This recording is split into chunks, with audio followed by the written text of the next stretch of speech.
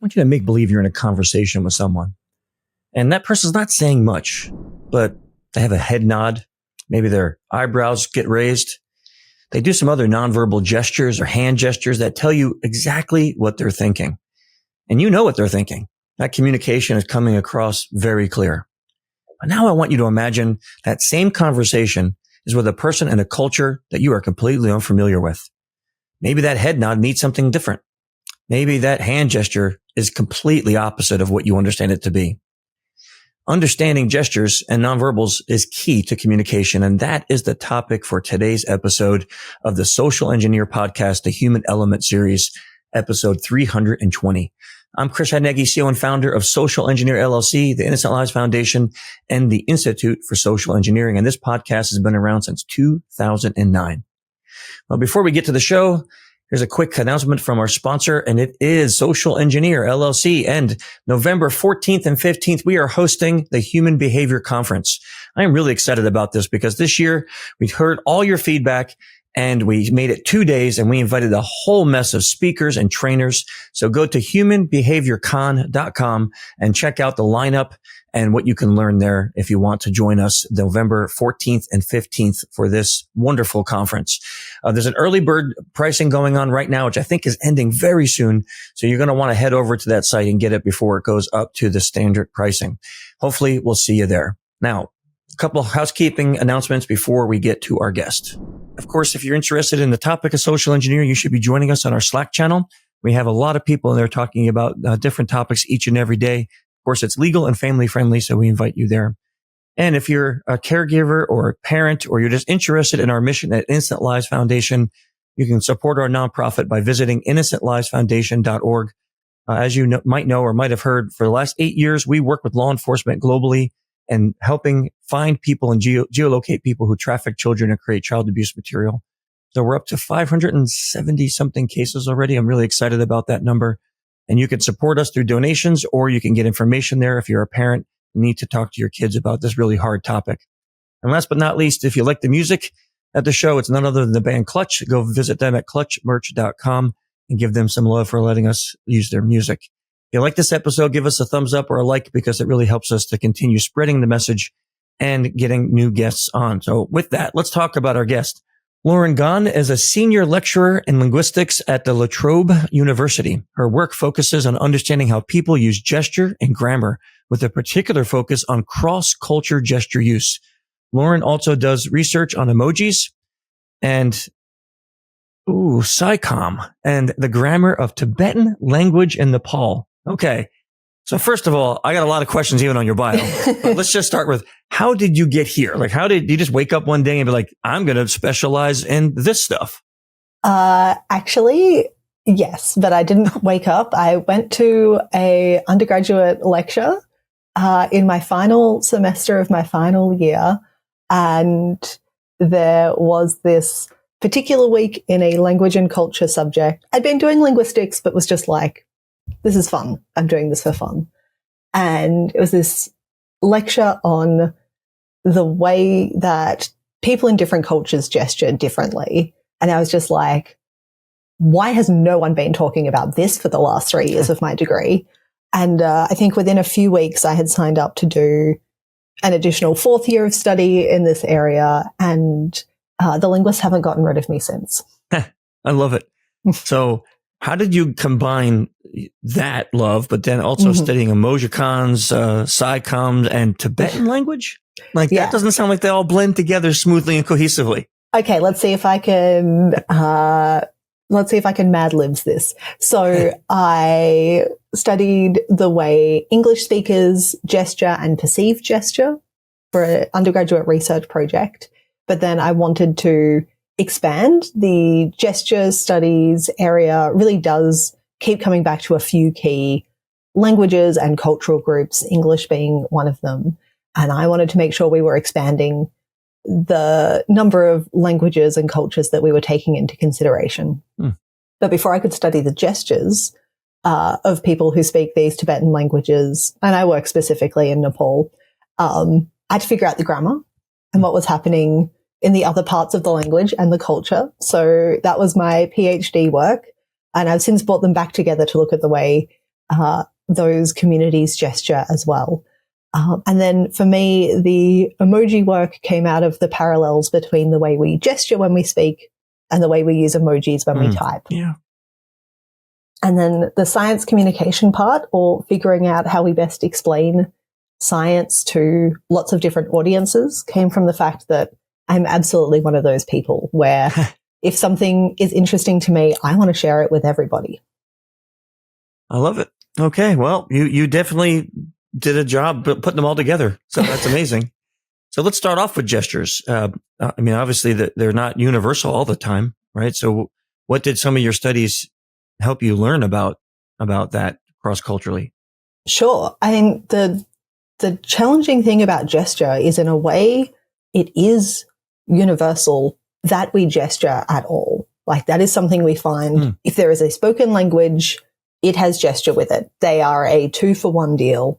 You get both at the same time, to the point where we have lots of different research that focuses on people who have been blind since birth.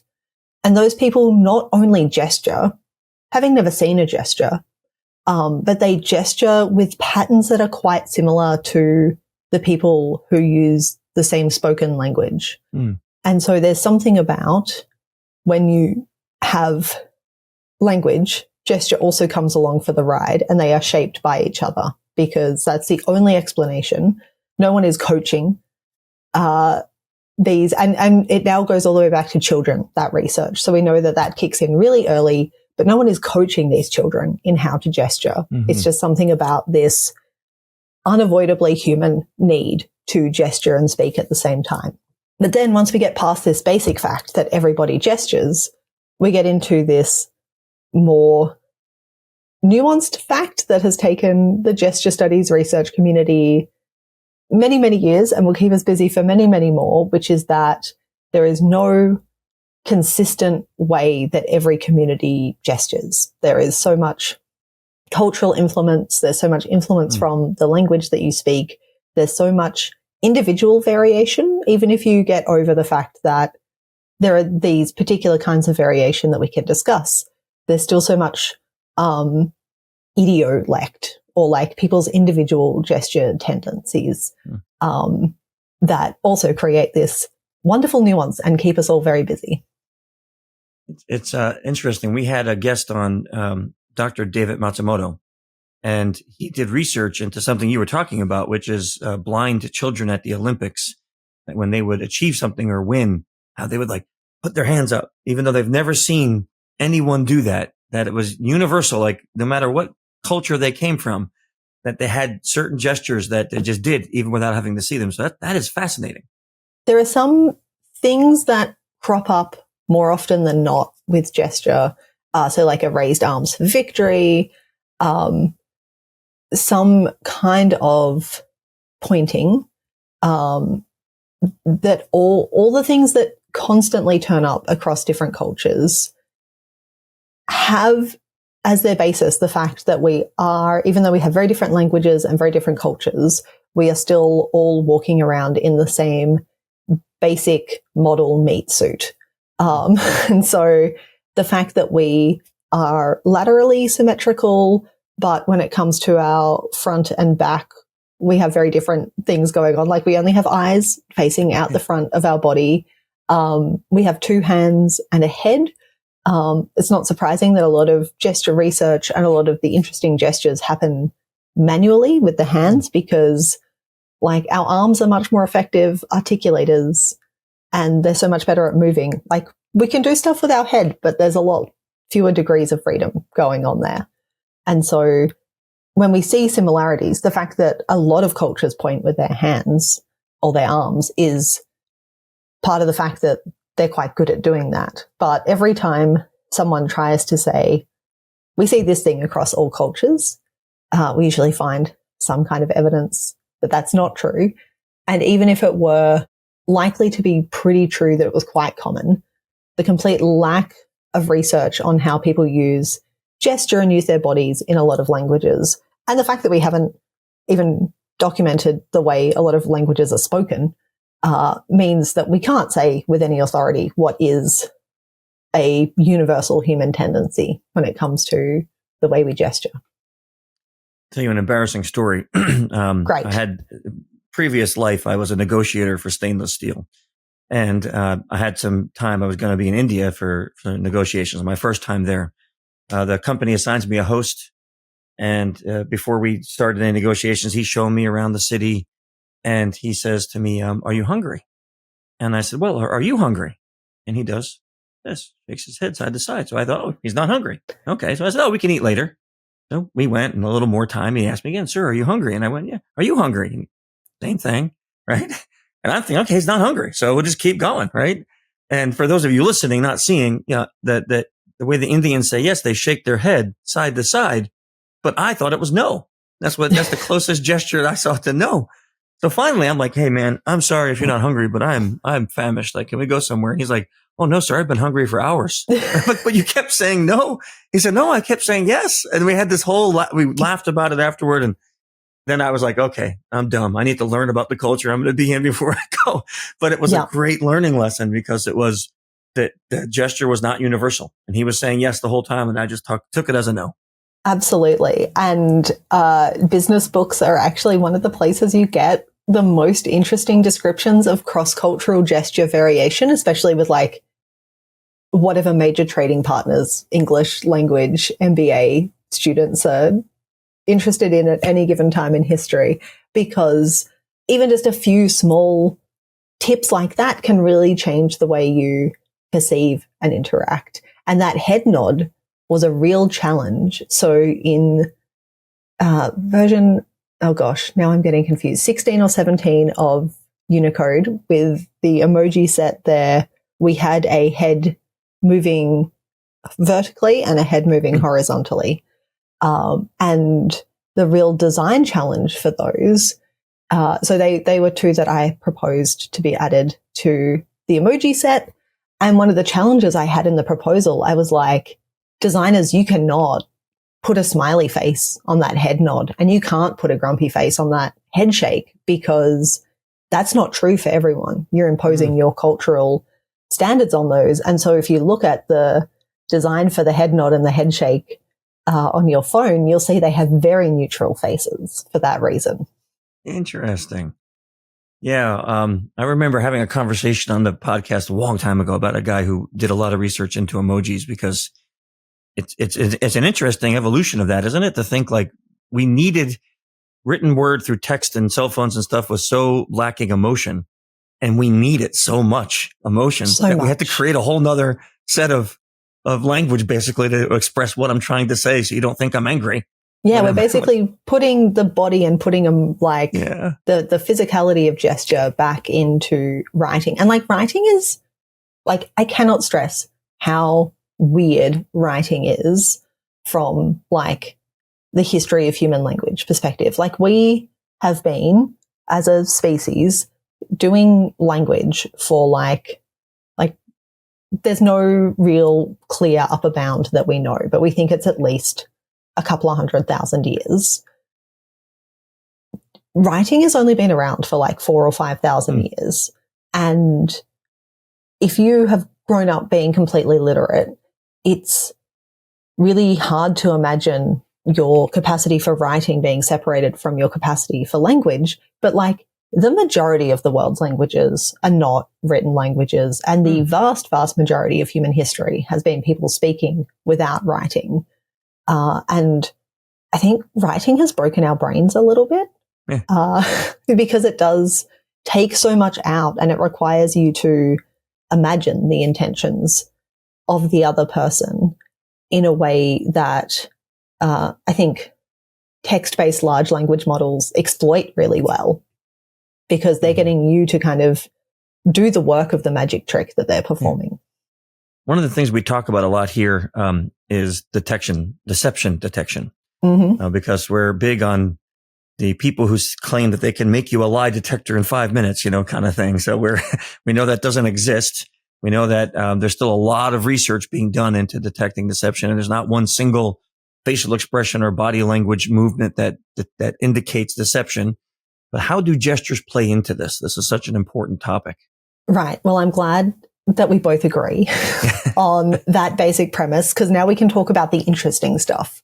So there have been a few ways that gesture plays into this. One of the first is that gesture appears to be much less, I won't say less within our control, but like we pay less attention to what we're doing in our gestural channel than our spoken channel, even if we're trying to tell a lie. And so and again, because we all gesture very personally and we don't necessarily do the same gestures each time we tell a story or interact. I know I'm just gesturing more now because there's a video here and I want to facilitate this conversation as best as possible. But when we look at the way people gesture about a story, gesture is so good at spatial information. And so if someone really did experience an event and can tell you about it, they are very likely to provide consistent spatial information. So, for example, if someone's talking about a car crash and they're like, and then, you know, I was driving along and then bam, they hit me, and you show someone driving into the side of another car. If they've been rear-ended, I would have a lot of questions for that person. Or if they claim that they're not at fault, but something about the gestures makes that seem pretty improbable. You can build up a pretty good picture. There's a really great piece of research, and this was like an incidental finding, but these researchers got people to watch the same Sylvester and Tweety cartoon. And there's a moment where Sylvester swings across between two buildings in his eternal chase for Tweety Bird. And like over 90% of people gave a swinging gesture across between the two buildings, and they all consistently represented that spatial information the same. So we're very good at doing that kind of spatial information in our gestures, and it's really worth paying attention to that. It's why kind of moving towards video-based interrogation techniques, I think, has some kind of positive value, because if you're just paying attention to speech, you're stripping out a lot of the information that could be of use to you. So that's one way that I think gesture is really important. The other way is that, and this is just like a super fun fact about gesture, because it's very spatial, we have all these metaphors in our language and we often don't notice that we're using those metaphors. And sometimes we won't even be using them in our spoken language. We'll be using them in our gestures. So we have this spoken language metaphor for time, as though time is some kind of physical entity. So in English, we talk all the time about like, I'm just going to put last week behind me, or I'm really looking forward to my holiday next month. And that spatial metaphor is that the future is in front of us. We are moving towards the future. The past is behind us. We're continuing on our timeline journey. And that's great. But we also have this whole other metaphor for time in English. And because, as I said, writing is new and weird, even though writing is a few millennia old, we still don't really have this metaphor in our speech, but we have this sense of time moves from left to right with our English writing system. And so when you're talking to someone about their busy day, they'll often be like, right, I've got to get to the gym before I get to work, and then I've got like 3 meetings, and then tonight I'm going to go out for dinner. And people arrange things on a little timeline. And so again, paying attention to those gestures can tell us something about the way people are perceiving their day. Again, this is purely cultural. There are cultures with all other kinds of different temporal timelines. Mandarin appears to have more use of a vertical timeline, starting and then moving through time, going downwards, which orients to their writing system. There is some evidence for some Arabic speakers will do the opposite to us because their writing system goes the other way. So they move through their day from right to left. But my absolute favorite are the Amara of the kind of Amazonian highlands in South America. Their metaphor for time is that the past is in front of them and the future is behind them, which makes a whole lot of sense if you think about the fact that, like, I know what happened yesterday. I could probably like think about it laid out and kind of point people towards what happened. But like, I don't know what the hell is happening next week. Okay. Like that's there in the spot that I can't see. Again, knowing the metaphors that people use, but then paying attention to them to make sense of their mental representation of what they're saying. I don't think my brain could handle that. Like when you started talking about that, instantly I went to this brain game I play, and it has these arrows. And when the arrow's green, you go in the direction of the actual arrow. But when it's red, you're supposed to swipe the other way. Right. And it constantly, and I'm thinking that sounds like going opposite, like telling the future. That even feels weird. It feels weird to me saying that. It feels weird to you, but like when you grow, like, because these metaphors, like they're made up, right? I mean, all culture is made up, but like this is just part of the cultural riches you have inherited, and it's so natural to you that you can't separate it from your physical experience of the world. And so those kind of cultural metaphors. My other favorite thing, if you're ever in like a face-to-face meeting with a bunch of people, is we have this other metaphor in like a lot of Western cultures. It's so deep we don't even think of it as a metaphor, but we have this metaphor that different ideas are these, like this is an idea, right? I've got this thought and it's about this size. It can be smaller, but people will arrange their thoughts or their arguments. So if you're debating between two choices, you'll physically put those choices in space while you're discussing them.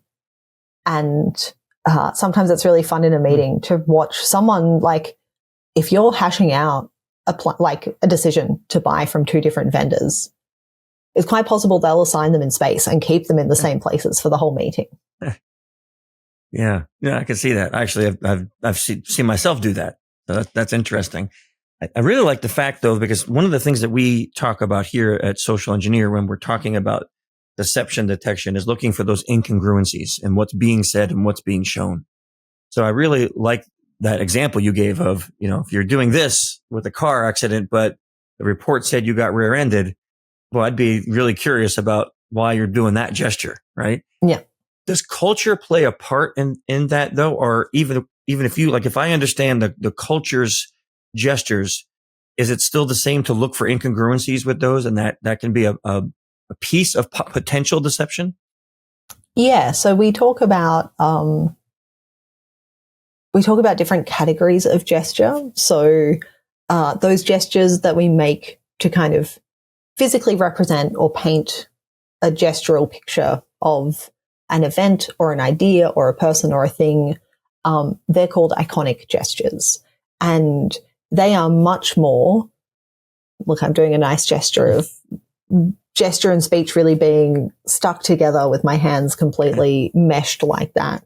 They are much more produced at the same time, appear to be kind of embedded in the same cognitive processes. So we talk a lot about like the language processing parts of the brain, but language in that sense really includes gesture. Like most of the meaning-based parts of gesture get processed in those same language centers. So iconic gestures and speech very, very closely mapped together.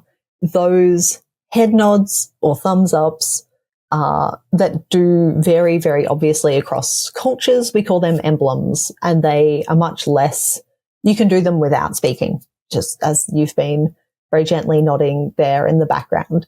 They are less integrated with speech. And so, I mean, if there's an incongruity between someone's speech and gesture, I would maybe not immediately reach for an assumption of deception. But then again, human security isn't my job. I might be looking for other explanations, but that is one potential. And every culture has iconic gestures. They do vary, as I said, and they vary across culture. So I'll give you kind of a slightly more advanced example of why they might vary because of cultural variation or language variation. So that experiment where they got people to watch the Sylvester and Tweety video, they got English speakers to watch it, but also Japanese speakers and Turkish speakers. And everyone moved their hand from left to right to show Sylvester moving between buildings. But Japanese and Turkish don't have a verb for swing, as in to like move in an arc like a pendulum. And for Japanese and Turkish speakers, they were much more likely to just show that gesture as a straight line across rather than what we think of as a swing where you go down. And so it seems in those cases, the language and what verbs it has is affecting the way people choose to represent that gesture. Again, not consciously, just at a level of processing. No, but we agree with you here. I agree with you 100% that you never want to jump to a conclusion because of one incongruency. Like that's a great story, right? So if you're talking to a Japanese person and you say, "Oh yeah, he swung across this bridge," you're like, "That's not swinging." You're like, "He didn't swing. That's not a swinging motion. We caught him." Again, you want to be looking at all the possible explanations there. And I think, even though I've just said like people don't always gesture the same, there have been some research papers looking at the way people gesture for multiple tellings of a story. And what I would be looking at is that their swing gesture remained consistent or didn't remain consistent in its performance across multiple tellings. Yeah. When we train law enforcement, we often say, like, if you see these incongruencies, that's a great time to ask more questions. Yeah. Right. So ask more questions before you make a determination of it being true or false, because when you ask questions like you just said, now you can see if the story changes, or does the gesture change, or does something else change within the space that you're talking. That could be an interesting tell. Yeah. Well, this is fascinating as a conversation. I know people are going to want to know more. So if they want to follow your work, what is the best place for them to do that? Sure. I have a podcast about language and linguistics with my co-host Gretchen McCulloch called Lingthusiasm. We don't just talk about gesture. I talk about it as much as I can. And I'm also on Blue Sky and Mastodon at Superlinguo, which is also my blog, which I'm so excited blogs are a thing again because I've had mine for about 12 years. So I'm being retro cool now, apparently. And I also recently wrote, it's quite an academic little introduction to gesture, but it's intended to be short and to the point. And a lot of those stories about cross-cultural metaphors, other cross-cultural influences, a lot of the individual variation in the way that we gesture. I put as many of my favorite anecdotes in there as I could. Excellent. I wrote it down, so we're going to make a link in our show notes to your contact info and your podcast, but also to your book, which kind of brings me to a question that I've been asking.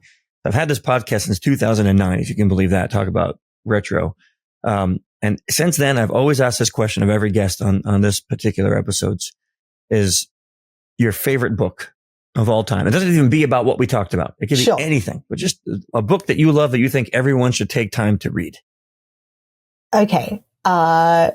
It is probably at the moment, especially because there was a recent TV series, but I am a forever fan of Martha Wells' Murderbot series.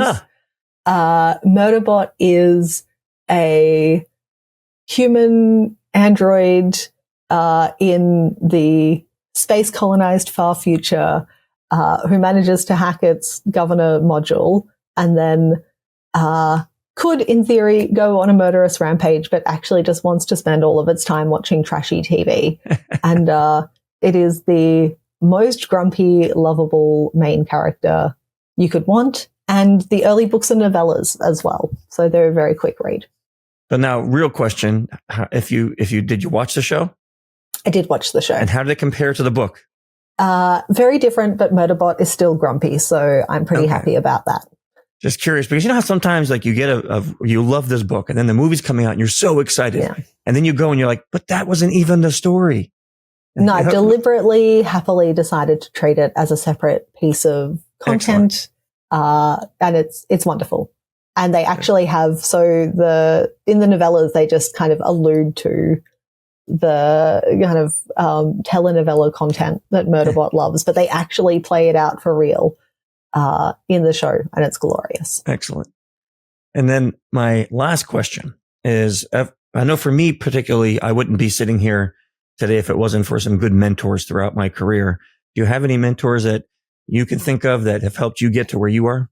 Absolutely. So that final semester lecture was by a professor by the name of Barbara Kelly, and she's also the one who then gave me the opportunity to go to Nepal and write a grammar of a Tibeto-Burman language.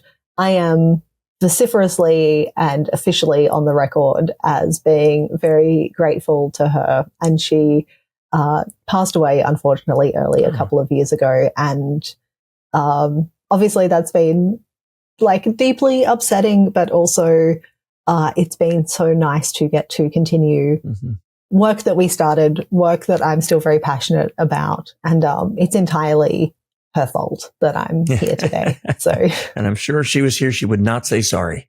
No, absolutely not. She thinks it's hilarious. That's awesome. It's nice to have stories like that where you have a mentor that really affected your life, that is obviously was older than you, so that she took an interest in you and really helped you with your path in your career. That's great. This was a fascinating conversation. I think you're the first person I've ever had on the show that has focused solely on gestures. So amazing. You're unique. So that's great. And I think, and you also were a request from some fan listeners. Oh, kept wonderful. Writing in saying, "Oh, you got to have her on the show. You got to have her on the show." So I can see a very obvious overlap in why you'd be interested in linguistics and human interaction. Yeah, definitely. For us, we try to focus on how humans make decisions, trying to understand that. And this is definitely a piece of area of research that is very interesting to us. So I'm going to be getting your book, and I just can't thank you enough for coming on the show. Great. So thank you so much, Chris. It's been lovely to chat today. I hope everyone enjoyed it as much as I did, and stay tuned for next month. We'll have another wonderful guest on, but until then, stay safe. See you.